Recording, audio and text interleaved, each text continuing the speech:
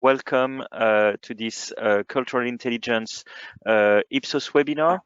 And the team here that you have on screen that I will introduce in just 1 second will share insight and learning on how to make marketing and communication travel across cultures, across countries, across communities.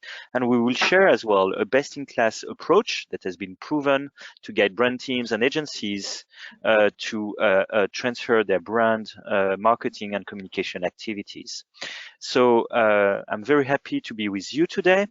My name is Arnaud Dibia. So I'm part of the Ipsos Creative Excellence team in charge of creative development. As you can hear, I'm French. I'm based in Geneva.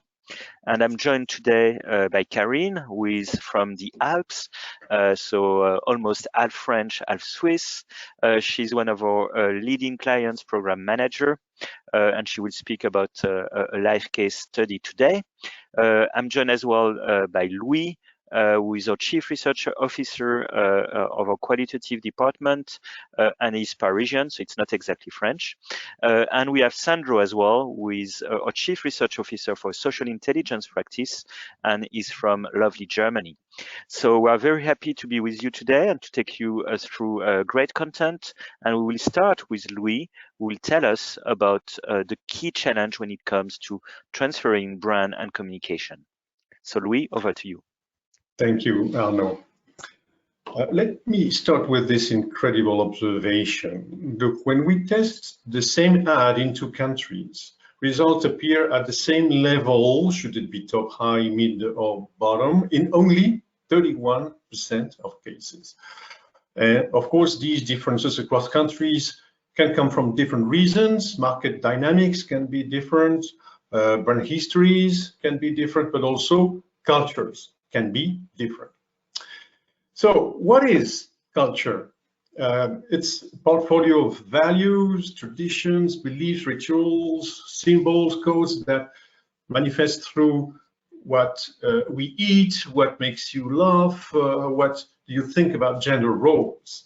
But it's not that easy to understand them for three reasons.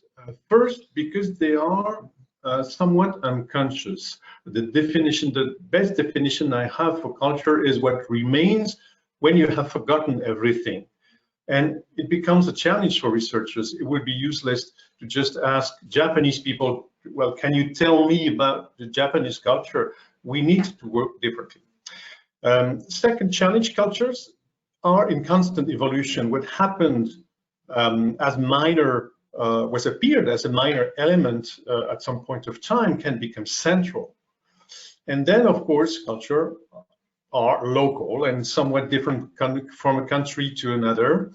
How different? We did the exercise of sending 10 themes to our local teams in 25 different countries, asking them to send back pictures that would typically illustrate these themes in their countries. Let's look at some results.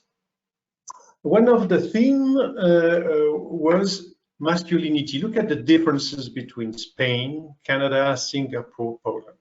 Men can be seen through what they are or what they do, through totally different contexts, through very different mindsets also. Another theme was togetherness, typical context chosen for look at Hong Kong or Russia or Argentina, so different. Look at how Japan stands out with subtle cues like this common design pattern that also convey the idea of togetherness there. Another theme, sustainability. References can be very local here, like these nuts collectors in Brazil, or this ocean dancer in Italy.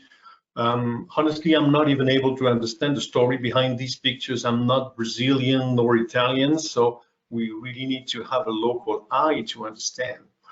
On some themes like sustainability, some countries may be more advanced than others, like selective sorting can be seen as trendy in Russia, it seems, but probably completely mainstream in the UK, where they prefer to use this picture of a Carlsberg initiative aiming at limiting packaging in beer to a little drop of glue between cans.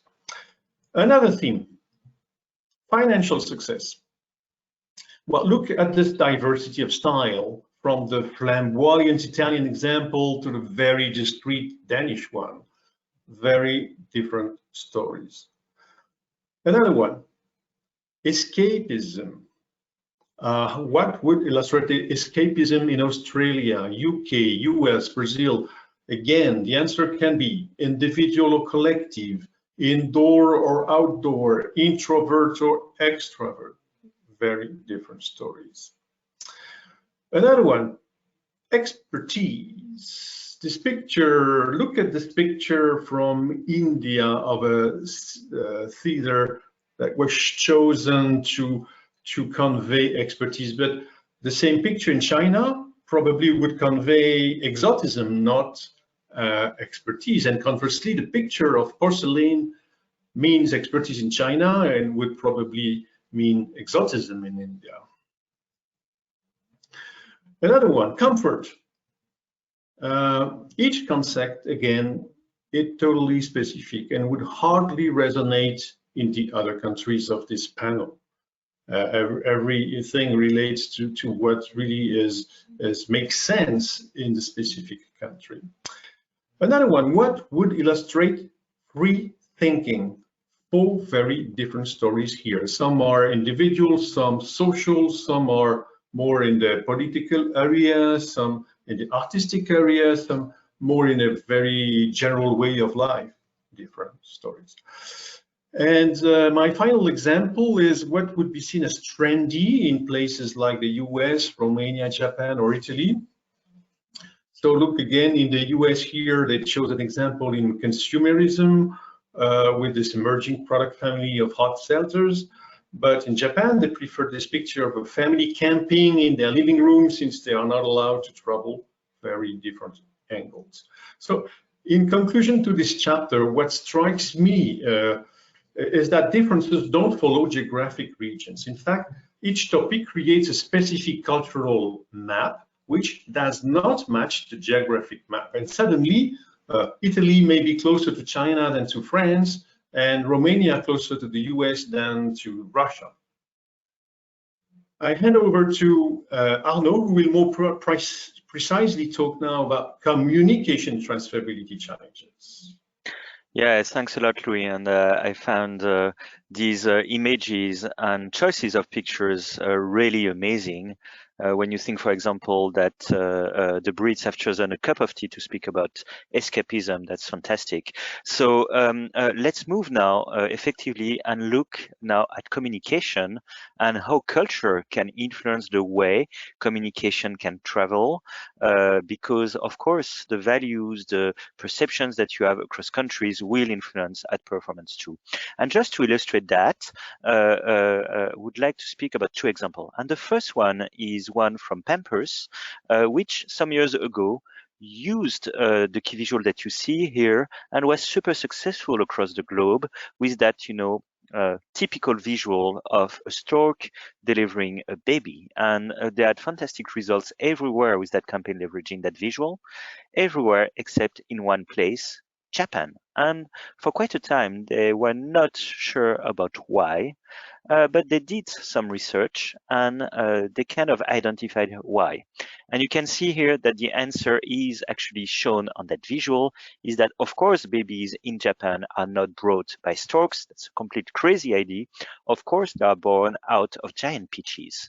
And actually that's coming from a kid's tale, a kid's legend of Momotaro, which can explain. And that's why, the visual of the stork with the baby was completely meaningless for Japanese. And this is exactly where culture can impact. We'd like to speak now about another example to show the impact of culture. That's on a brand that we have been working closely in the past years. That's one of the leaders in language learning. That's through an online app, and this brand is Babbel. And basically what they were looking is that they were looking to move their communication to a higher purpose, to go away from the functional benefit of learning a language and what the app can deliver, but to reach a more emotional purpose that they could communicate to bring the brand closer to people's hearts across the globe. And they found a very interesting idea that actually could resonate with many people across the globe, is that learning a language can change a lot in your life. And that comes from this insight that a language very often can be a barrier to what you can achieve in life, your aspirations. And when you learn a language, when you master a language, it can be a springboard to seize new opportunities. And what was amazing is that speaking about this insight and idea in Brazil or in the UK or in Germany, people were all agreeing that that was great, that was very inspirational. But then there were some local nuances. And the local nuances is that these new opportunities that you can seize with learning a language are completely different, whether you are Brit and you see that much more as a eye-opener about the diversity of the world, when you're German, where you see that as a way to enrich yourself and to broaden your horizons, or when you are a Brazilian, where the use of a language is very much for you as a booster to your professional career. While French typically see learning a language as gaining in self-assurance and revealing themselves. So quite different nuances, which were super useful for the brands, because of course they had a platform, an insight, a big idea that could work across cultures, but they're also the key to communicate in a very specific way and address the needs of different cultures and different countries, which is what they did through their communication assets. So that's very much what we need to take into account. And what Louis was sharing is that culture matters when it comes to communication and creative transferability. And if we just reflect back on that figure that we have shared, that only 1 in 3 creative will perform the same when you move them from one country to another. So only in effect, 1 chance in 3 to get the same performance, which is, kind of showing the bar of, transferring creative from one country to another. So if we dig further using our database of creative ads that we have assessed to look at these figures and unpeel that a bit further, we can look as well at the chances of transferring between regions. So we can look at North America, LATAM, EMEA, and more importantly, Africa versus Central Europe, Western Europe, and Asia, and see what are the chances of traveling. And unsurprisingly, you would see that the chances of transfer tend to be quite low. We do see that there are some better paths to transferability between North America and LATAM, or between Western Europe and North America. And actually, one of the best lines that you can take is between the US and Asia. So that's quite promising, but that's still below 50% of chances of transfer. So in less than 1 chance in 2, on average, your ad is going to travel well from North America to Asia. So it's not a given, really clearly.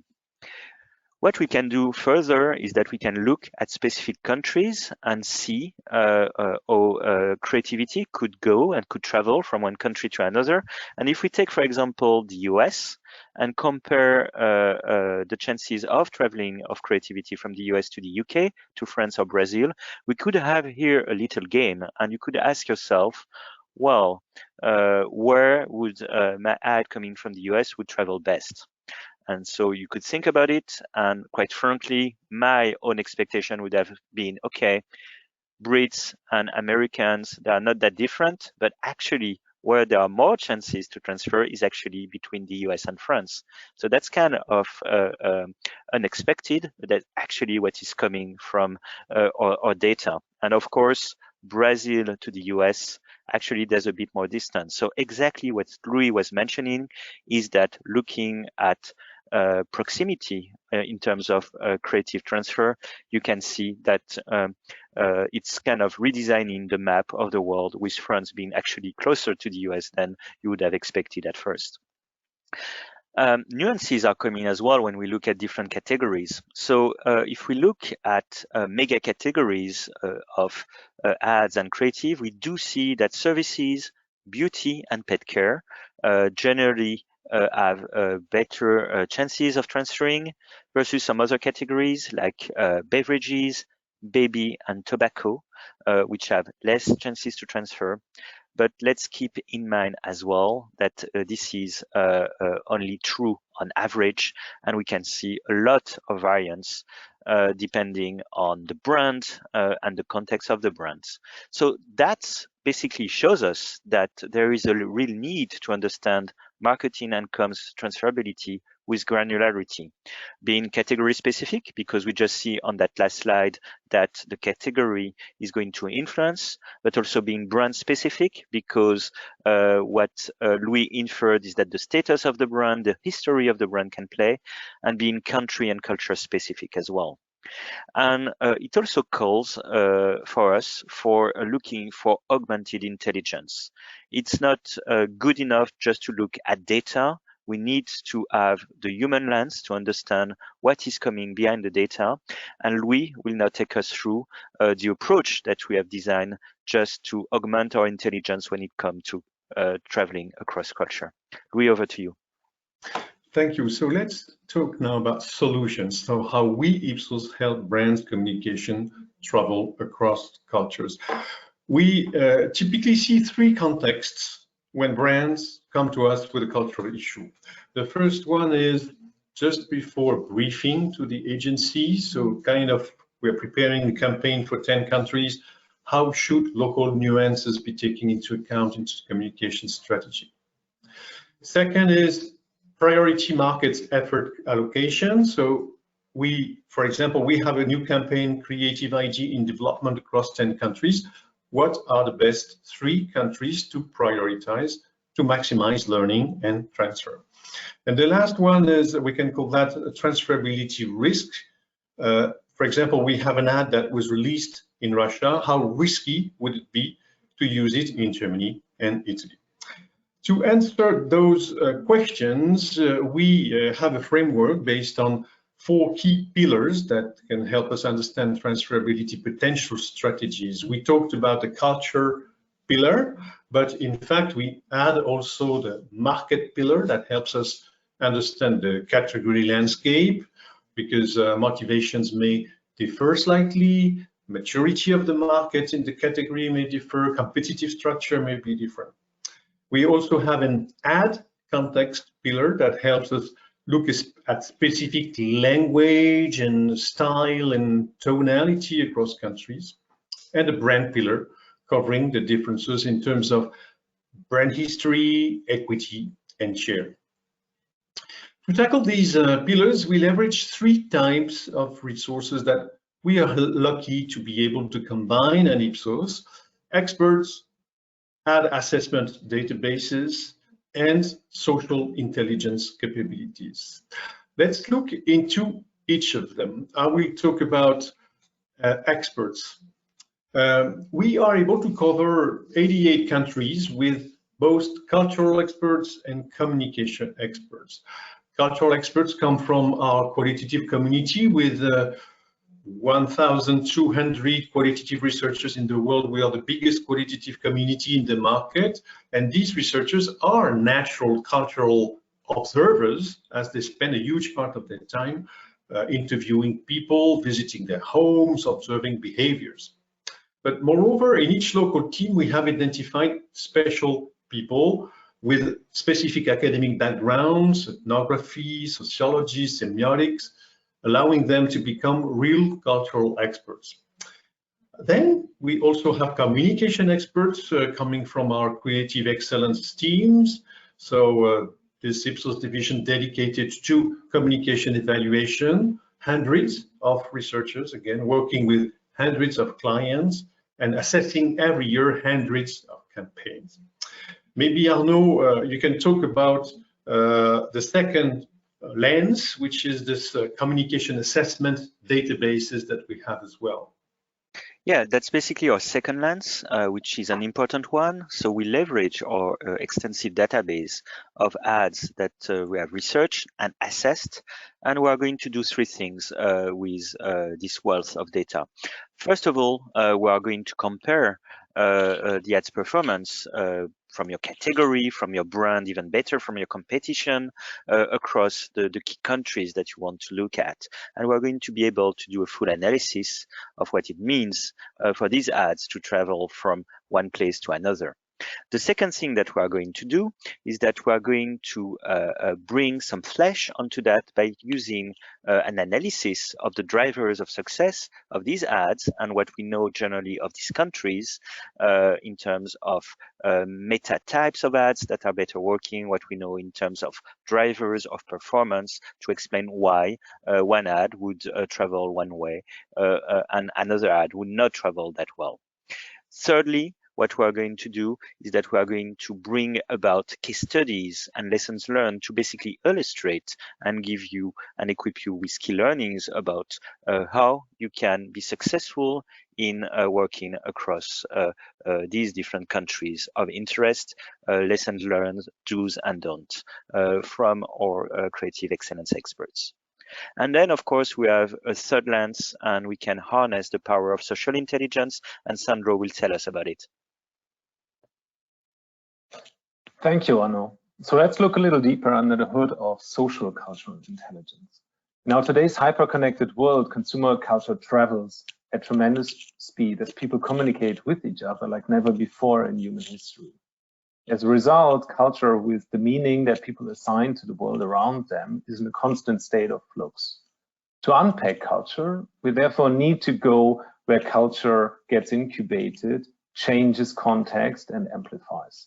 With algorithms and really big consumer data at our fingertips, we now have the ability to map and compare local cultures in real time to inform and inspire creative development that is in tune with the nuances of consumer culture. Think of it as digital anthropology that uses millions of consumer narratives around a topic or a moment to study the meaning behind the text and visual language that we all share every day.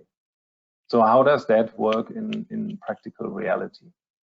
Gathering the relevant social data universe marks the starting point of the process. We are fully flexible in defining the relevant cultural hunting ground, if you wish, to inform communication strategies. It can be as narrow as a moment like family breakfast, a trend such as the plant-based food movement, a lifestyle or behavioral concept such as wanderlust or wholesome well-being, or as broad as an entire category such as oral care. In step 2, we then apply semantic AI agents to model and cluster the topics, cultural concepts or trends within our social data corpus. And next, we map the cultural landscape by analyzing the contextual surrounding for each of the discovered topics and how they are interconnected to each other. This enables us to compare cultures from 2 or more countries by exploring commonalities and differences, as well as cultural shifts and trends from the historic evolution of individual topics. At the last stage, we bring in our cultural analysts and semioticians to unearth the critical subtext from the consumer narratives directly. So our process really combines machine and human intelligence in a seamless flow.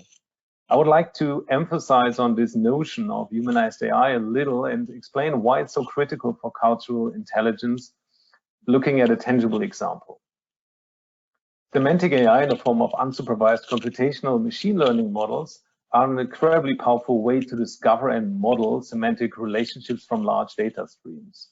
And it is our daily bread and butter to apply those machine learning algorithms to explore topics, to lay the theme landscape, and help us to navigate between the hidden layers that are often not visible to the human eye. And here we see an example of such a topic cluster that the algorithm really discovered without any human intervention or curation. Can you guess what this food topic is all about? Once identified, we must now make sense of the discovered topic cluster and identify the meaning dimension behind it. This is where human intelligence, so experts that are equipped with analytic frameworks, become very essential. And immersions into the underlying consumer motivations, usage occasions, emotional and functional needs are all crucial here. And with this further examination, we begin to see that the cluster the machine surfaced is about fermented foods, and how this topic fits into the whole theme landscape. It's quite unlikely that any AI model will bring you cultural concepts or trends in a fully systematic, automated fashion. It requires really humanized AI with a meaningful blend of artificial and organic intelligence from experienced analysts with applied research rigor. Now let's have a look at some concrete case examples to illustrate how we turn this big consumer data corpus into cultural insights to guide communication strategies. In the example we see here, we looked at healthy living and what it means across cultures. And following the process that we just introduced, we first discovered the topic landscape to then analyze similarities and cultural nuances, comparing the narratives in the UK versus the US. The graphs we see here compare the topic volume on the x-axis, the level of positivity for each of the topics on a y-axis, and topic interactions, so shares, likes, comments, or any other social action indicated by the bubble size. With this combined view, we can then start ranking the relative importance of the healthy living topics to identify cultural differences. Conscious nutrition and diets in yellow is the most important topic in both markets. The second most important topic in purple that is associated to healthy living in the UK is fitness and physical activities, but less so in the US, where it only positioned on rank number 4. Whereas the desire to boost immunity in gray is significantly more prevalent in the US on rank 3 compared to the UK, where it's the 6th most important topic. Honing in a little deeper on foods and diets in the context of healthy living, we analyzed the visual language around soul food by combining computer vision AI to automatically retrieve scenes, objects, and subjects on the pictures that we discovered with an in-depth analysis by our simulation. This enabled us to learn about the social settings, moments, and emotions that surround soul food in the two countries. And we see here that soul food in the US is clearly more grounded in eating flesh, brought to the table in a broad mix of flavors, cuisine styles, textures, and dish formats. In the UK, soul food is more manifested in plant-based food. It's a little healthier overall and more rooted in a few cuisine cultures like Indian or Italian food. The analysis of these visual codes proved to be powerful for our client to shape the creative brief and inform communication routes that resonate with consumer zeitgeist in context. But now let's hear from Karine how our cultural intelligence approach helped our clients to develop communication strategies that really traveled across cultures. Thank you, Sandro. Hello. Let's indeed quickly illustrate how this different module and this thinking can come to life in reviewing a concrete case study. So Ipsos has conducted a cultural intelligence project for a client from the healthcare sector for 2 of their global brands. So for these 2 brands, the marketing team and the ad agencies had been struggling in the recent years to develop global campaigns that would be successful across all their key lead markets. So as Ipsos is their research agency partner for their comms development, they asked us how we could help them overcome this challenge at the moment where they were starting preparing the creative brief for their new campaigns. So their key business questions were, how can they develop a creative campaign that will resonate in more than one country? Which information about the cultural and the advertising expectations specific in each market should they be aware of to maximize their chances of success? If appropriate, how to flex the campaign to better engage the local audiences? And where they should allocate their comms research budget in priority across the market to maximize the learning plan given the cultural challenges. So the objective was to develop and share relevant cultural learning to brief the agency and guide the creative development, as well as inform on the research plan. So to answer this brief, Ipsos activated 2 important assets from our company. First, the set of varied expertise coming from 3 different service lines, each bringing the specific assets. Second, a truly global network to embrace the cultural diversity in a very direct way. So a team of cultural curators identified the cultural dimensions that matter for the brand and their respective category. They scored each of the key markets across these dimensions with detailed perspective and tangible example to illustrate. Our creative excellence experts analyzed our global advertising database to understand the proximities, the specificities in terms of advertising, what matters in that country compared to the other. Is it more important to have information, to have information emotional value?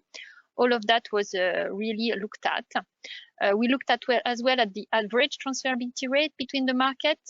And finally, Ipsos SIS social intelligence team explored the social conversation about the category in each market to identify the situation and the semantic that resonate the most in each country.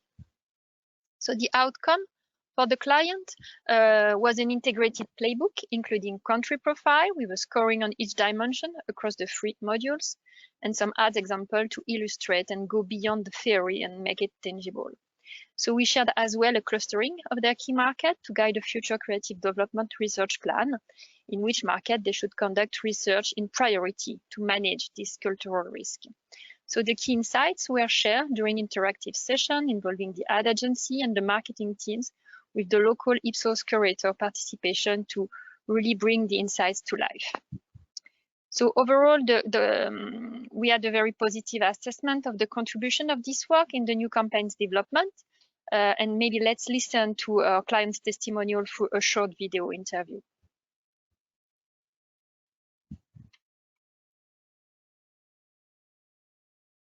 So my name is Ian Kirumba. I'm a global consumer market insights lead in Sanofi Consumer Healthcare for the allergy category. So we've been working together on some project around cultural intelligence.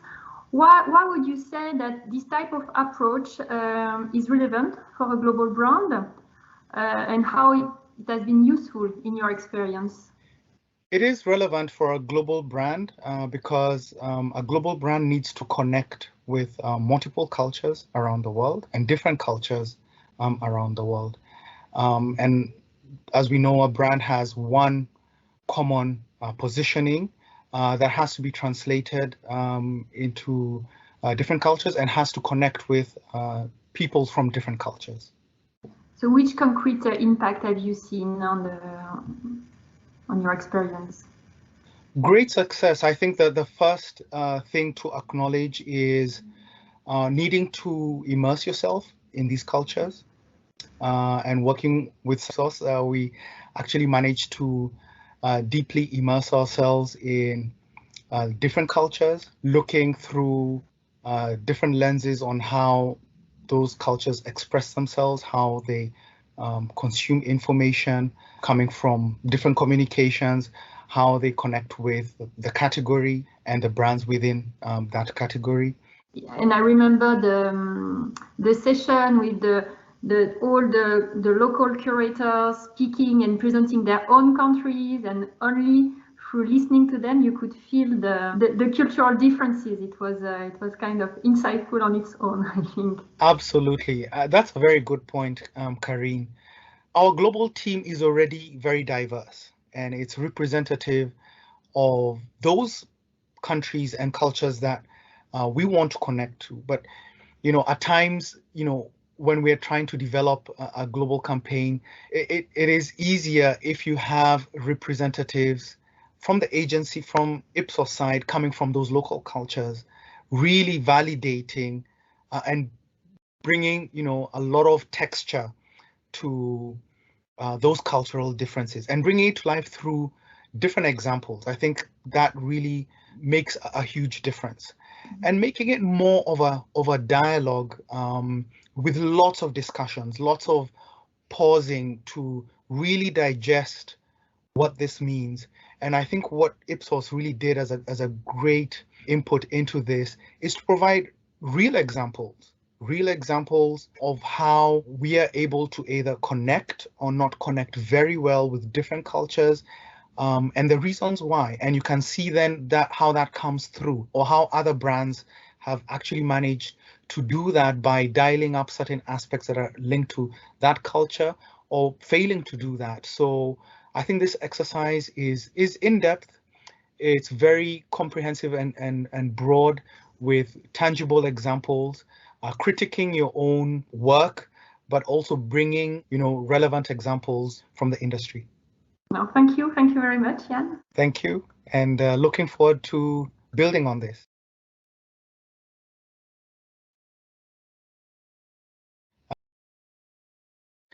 Excellent, and thanks a lot, Karine, and thanks a lot to our client Jan for sharing these insights with us. So the question that we have now for this last part is, okay, where to go next, or more appropriately, where can we start the journey as a brand, as a company, to learn across cultures? And one of the things that we have learned across projects and clients, which I've been taking that journey, is that it's not a one-size-fits-all approach that can work.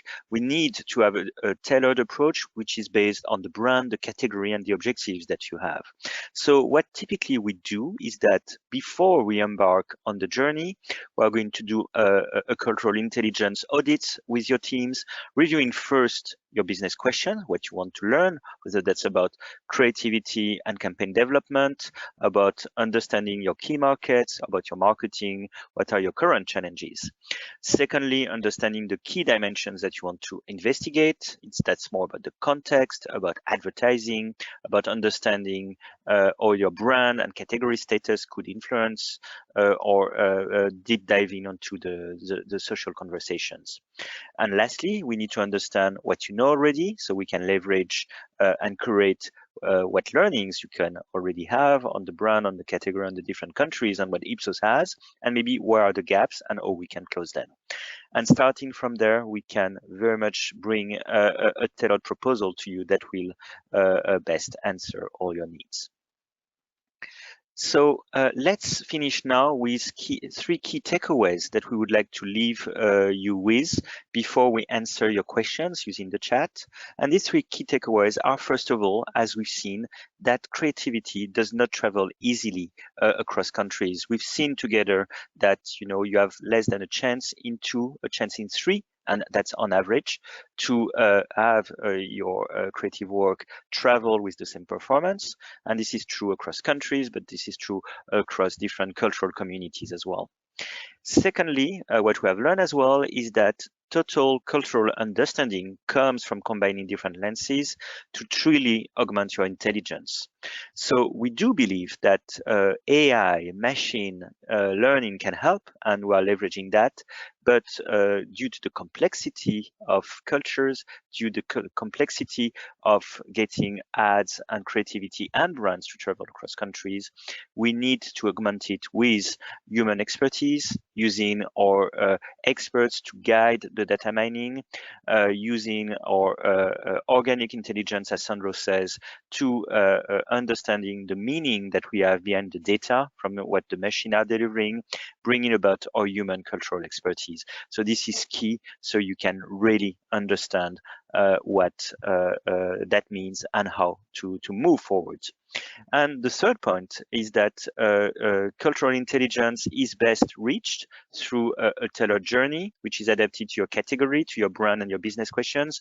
We've seen together with a few takes into our data that actually, depending on the brand and category, you will have more or less chances to transfer and different drivers of success.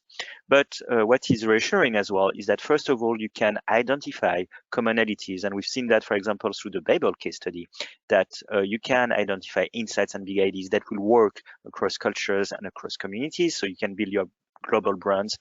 But also, what is definitely a key point is that you need to learn about your local nuances, learn where to invest to be more relevant and to be closer to people, whatever the country they sit.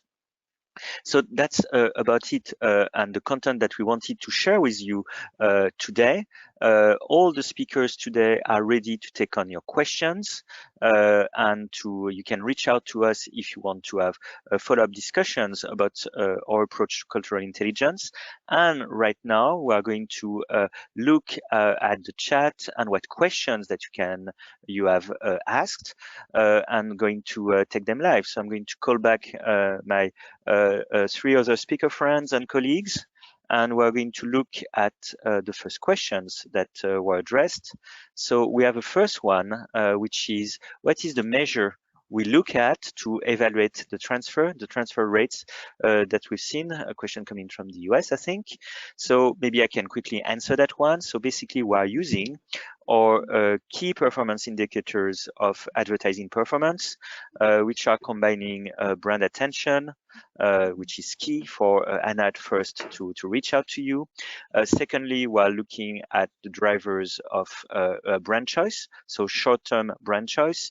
And thirdly, the incremental impact that your ad can have on your relation to the brand. So we're looking at all these elements to identify the performance of an ad and to compare that to its performance in another country. And so that's the first question. So we have another question from Colombia, which asks about kind of summarizing again, what are the 4 angles that we use in our cultural framework to understand cultures? So maybe Louis, you want to summarize again these 4 angles that are part of our framework?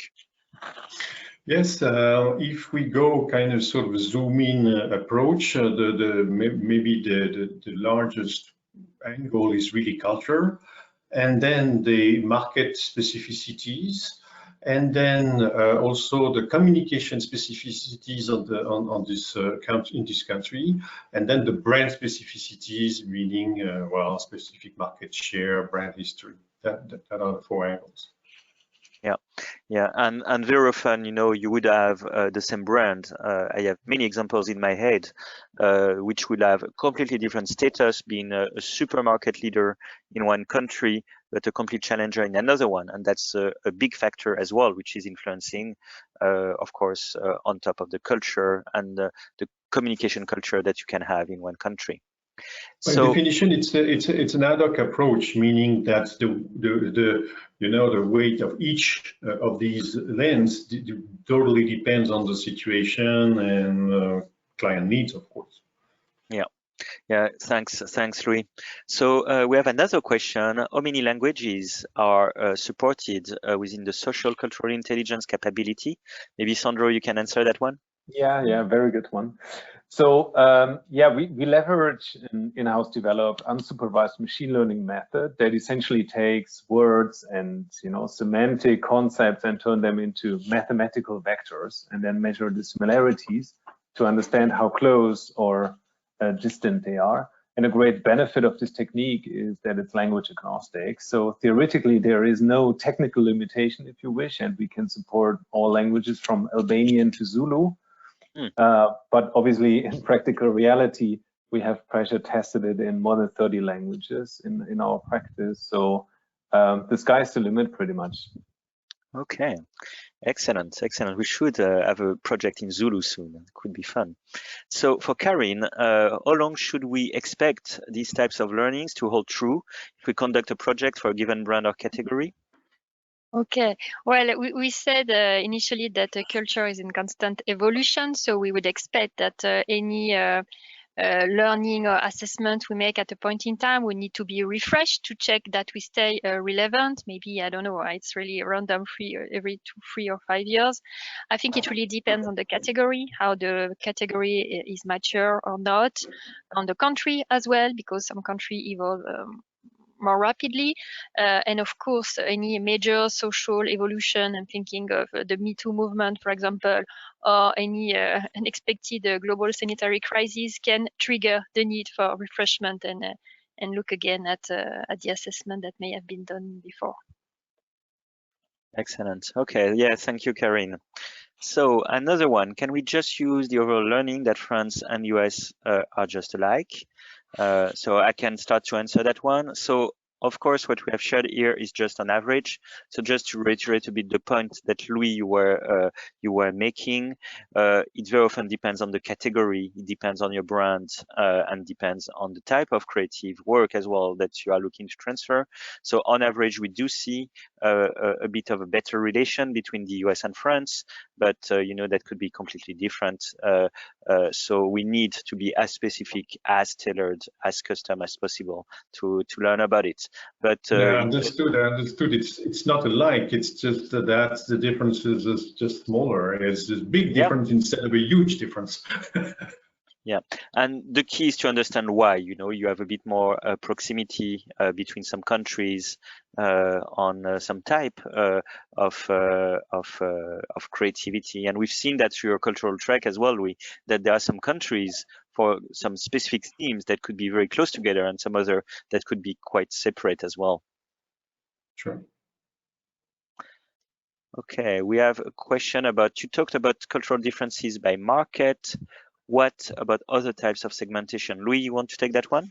Yeah, well, you're right. In fact, we can absolutely use the same philosophy and the same framework for any type of segmentation. So, of course, we often work from a country to another. We can apply the same approach to compare genders, tribes, segments of population in relation to brands, and why not family culture. So there is no scale constraints.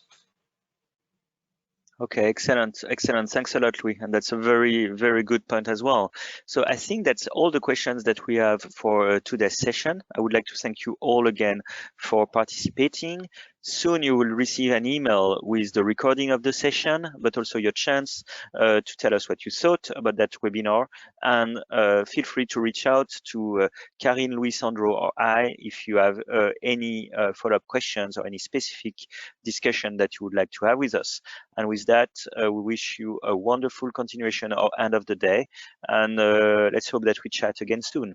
So have a nice day, and thanks a lot for your attention. Bye. Bye-bye. Bye. Thank you. Thanks, bye.